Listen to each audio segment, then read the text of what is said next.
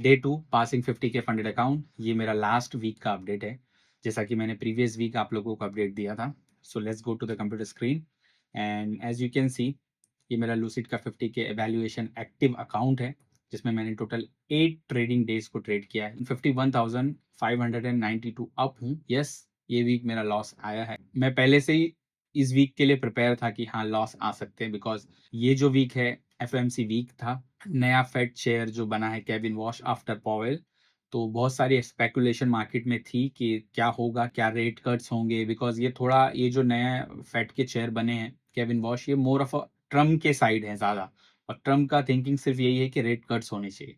और ये मैं क्या सीखा हूँ वो इम्पोर्टेंट है जानना। मैंने मंडे को ट्रेड नहीं किया था जस्ट बिकॉज मेरी फैमिली आ रही थी, तो मुझे एयरपोर्ट जाना था उनको लेने के लिए।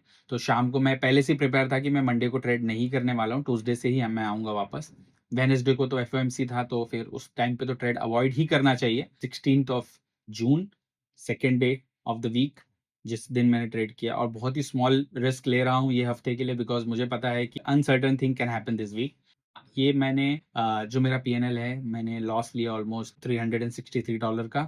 वो क्यों लिया उसके पीछे रीजन भी है। आपको हमेशा एक चीज ध्यान रखनी है, लॉस आएंगे बट उससे अगर आप सीखोगे तो that is important. Asian high sweep होने के बाद मेरी प्रोबेबिलिटी मार्केट में ये होती है कि that it can goes to the down side, but वहाँ क्या हुआ, वो नहीं गई, मार्केट सीधा स्ट्रेट अप साइड गई। और यहाँ मैंने क्लियरली लर्निंग में एक चीज मेंशन की है कि this is perfect example of taking the best trade and it still be the loss. वो इंपॉर्टेंट है। तो आपका बेस्ट ट्रेड भी लॉस हो सकता है, जो मेरे साथ फर्स्ट ऑफ द वीक के पहले ट्रेड में हुआ। एंड मैंने ट्रेड उस वक्त ही बंद कर दिया, बिकॉज मुझे लगा कि मेरा वैलिड ट्रेड था, और वो अगर लॉस हो सकता है तो और भी मार्केट में मेरे साथ लॉस आ सकते हैं, तो मैं पीछे हटी। ये मेरा 17 जून का ट्रेड है। इसमें मैंने $400 का ऑलमोस्ट प्रॉफिट किया। ये मैंने ज़रूर मेक श्योर किया कि मेरा जो प्रीवियस डे का लॉस था वो वापस आ जाए पहले, उसके बाद I can go for the gain side के लिए मैं जा सकता हूँ। बट ये वो ट्रेड था जैसा कि आप स्क्रीन में देख रहे हो। मैनिपुलेशन देखो मार्केट में कैसा होता है, सीधे manipulation. This candle as you can see, New York open candle. See, I was expecting price come here and go down, but what happen, जैसे ही न्यूयॉर्क सेशन स्टार्ट हुआ, इतना तेजी से पुश किया मार्केट ने। एक्सपेक्टेड था कि that this London low can be swept, but what happen, जैसे वो स्वेप को टच करने गया मार्केट ने रिवर्स मार दिया। नेक्स्ट 2 ही कैंडल में, यानी कि 15 मिनट्स के नेक्स्ट 30 मिनट्स में, इसलिए बोलते हैं ना वेटिंग सबसे ज्यादा इंपॉर्टेंट है मार्केट में। उसके नेक्स्ट कैंडल में उसने स्ट्रेट अप मूव किया, एंड जो लोग ने भी वहां पर ट्रेड ले लिया था, चाहे वो फोमो में लिया हो कि यार अब तो निकल गया, मतलब अब ये आएगा ही नहीं, ठीक है, मैं वहां वेट किया जब तक ये स्वीप नहीं हुआ, मेरा पीओआई टच नहीं हुआ, मैं ट्रेड नहीं लिया। और जैसे स्वीप हुआ उसके बाद मैंने सीधा स्ट्रेट डाउन ट्रेड ले लिया। जैसे लंदन स्वीप हुआ मैंने अपना एसएल उठा करके नीचे रख दिया, बिकॉज मुझे पता था, मेरे आइडिया में क्लियर था कि लंदन स्वीप के बाद मैं आगे पुश नहीं करूंगा, because I am not expecting market to go further, tomorrow is FMC. तो I have to make sure कि मैं प्रॉफिट लेके बंद करूँ आज का दिन। तो मैंने तुरंत अपने एसएल को मूव कर दिया, एंड मार्केट ने स्ट्रेट अप हिट कर दिया मेरे एसएल को। सो आई हैव समहाउ यहाँ पर कहीं मैं आउट हुआ, जिसकी वजह से I have taken the $400 profit. So यानी कि जो मैंने कल लॉस किया था वो मैंने नेक्स्ट डे रिकवर कर लिया। That is good.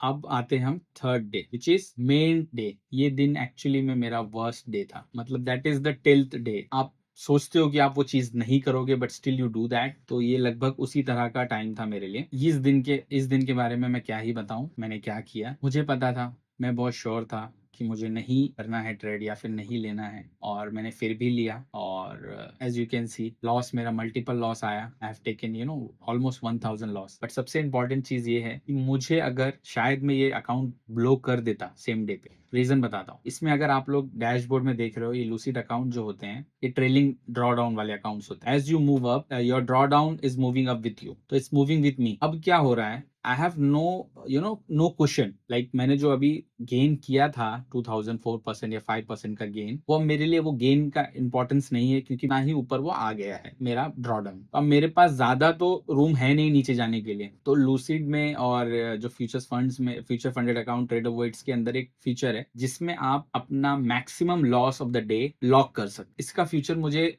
शायद मैं फॉरेक्स में इसके बारे में इतना समझ नहीं पाता, या फॉरेक्स में अगर मैं होता तो मैं ये चीज नहीं कर पाता और मैं ब्लॉक कर देता अकाउंट। सबसे अच्छी बात मुझे फ्यूचर्स में यही लगी कि हम उसे लॉक कर सकते हैं।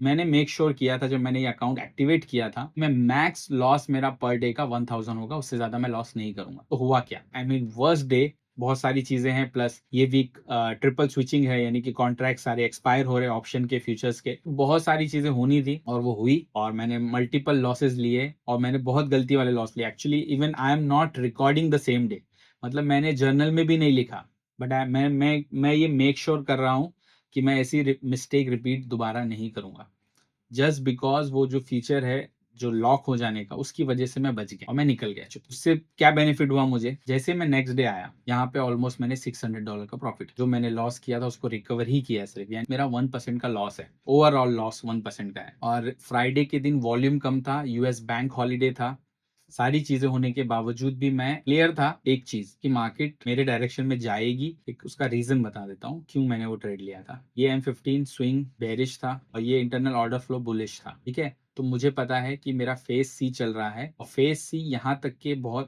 के लिए बहुत इंपॉर्टेंट है, मतलब यहाँ तक मेरे लिए बहुत हाई प्रोबेबिलिटी है। तो ये पीओआई मैंने क्यों चुना, this POI select for phase C long because it has H1 stack, मतलब यहाँ H1 का भी पीओआई है, उसके साथ M15 का भी पीओआई है, प्लस पीओसी भी है, यानी कि पॉइंट ऑफ कंट्रोल। वॉल्यूम में भी अगर आप देखो, पॉइंट ऑफ कंट्रोल भी, यानी कि जो बिग प्लेयर्स हैं वो अभी भी उस जगह को बहुत वैल्यू दे रहे हैं मार्केट। ये भी तो एक अच्छी बात है ना फ्यूचर्स के अंदर, आप वॉल्यूम का जो डाटा है वो एक्चुअल में आप सीएमई से देख सकते, ना कि फॉरेक्स के अलग अलग ब्रोकर से। तो एक्चुअल वॉल्यूम डाटा आपको मिलता है, इसको मैंने अभी अपने ट्रेडिंग में एज अ कॉन्फ्लुएंस ऐड किया। आई am not changing my strategy, मेरी स्ट्रेटेजी सेम है, सब कुछ सेम, जो मैं आज से 3 साल पहले कर रहा था वही सेम चीज को मैं रिपीट कर रहा हूँ, just I am adding some tweaking on this strategy, that's it. ये जो वॉल्यूम प्रोफाइल है, इसका जो पीओसी है वो भी इंपॉर्टेंट। तो मैं बहुत श्योर था कि यहाँ से मार्केट अब जाएगा। इशू क्या था, इशू ये था, today is US bank holiday, volume would be lower side, तो my risk would be half, मेरे को बहुत छोटा रिस्क लेना है। तो मैंने इसमें बहुत ही छोटा सा रिस्क लिया था, $200 का। यूएस बैंक हॉलीडे था, सब कुछ था, बट फिर भी मैंने ऑल रिस्क लिया। During NY cash open I will trade this, मैंने ये चीज क्लियर करी थी, क्योंकि एनवाई कैश यानी कि एनवाई स्टॉक मार्केट ओपन नहीं हुआ था एग्जैक्टली। मैं 6:30 बजे ये चार्ट को देख रहा था, मैं यहाँ से हाई जाऊंगा, जस्ट मैं थोड़े टाइम के लिए ट्रेड करने वाला हूँ। यूएस बैंक हॉलीडे है,